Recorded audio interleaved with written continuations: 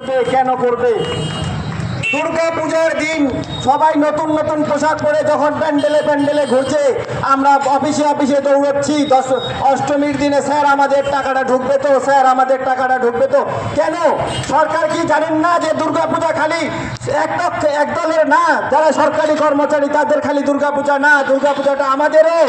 দুর্গা পূজাতে আমাদেরও বাচ্চা আছে, মা আছে, বোন আছে, দিদি আছে, তাদেরও ভালো লাগা মন্দ লাগার বিষয় আছে। তারা তো কোনোদিনও ভাবেনি যে আমাদেরও অ্যাটলিস্ট আমরা বোনাস পাই না, ঠিক আছে, কিন্তু আমাদের পাওনাটুকু যদি আমাদেরকে সময় মতো দিয়ে দেয়।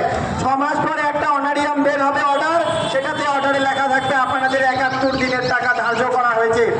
কার কাছে যাবো আমরা? প্রথমে যেতে হবে আমাদের কাছে ডিস্ট্রিক্টে।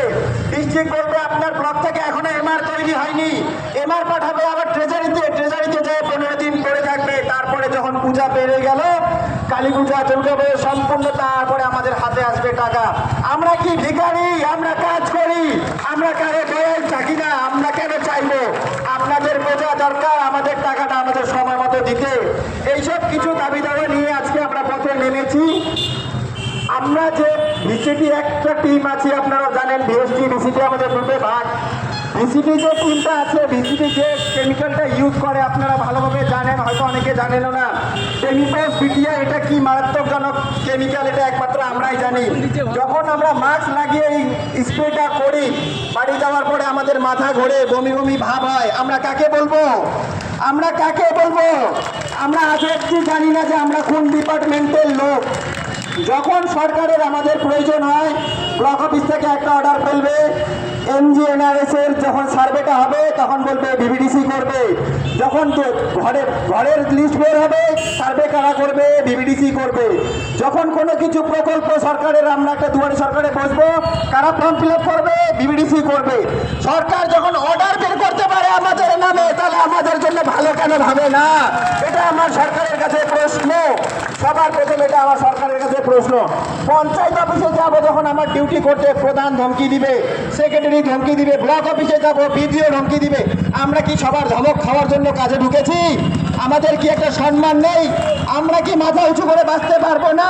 এই জন্যই আমরা আজকে পথে নেমেছি। আমরা কারো বিরুদ্ধে নামিনি, আমরা কারো বিরুদ্ধে যাব না।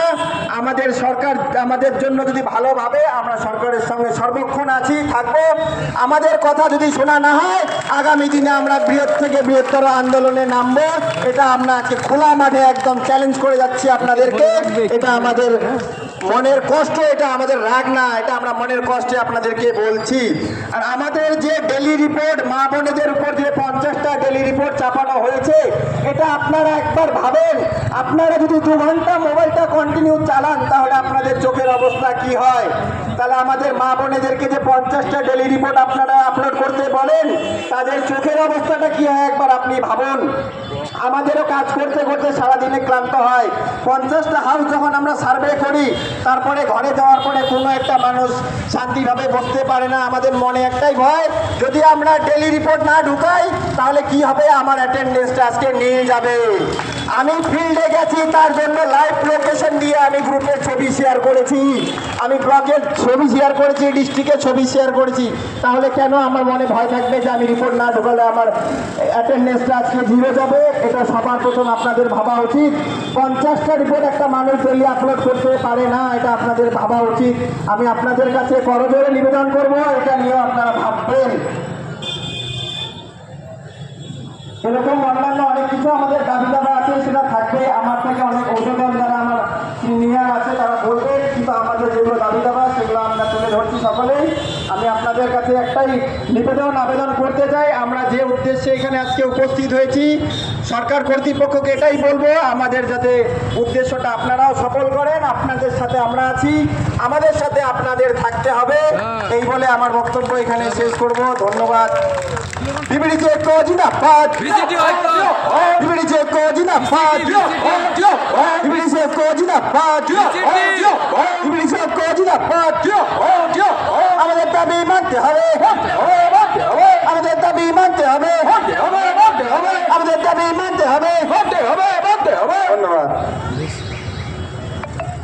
ভিসিটি কথাটা বেশি করে বলো দাদা। বললেন যে আমাদের কাজের ক্ষেত্রে কি কি অবস্টিকাল অর্থাৎ সমস্যার সম্মুখীন হতে হয়। আমাদের এক্সপিরিয়েন্স আছে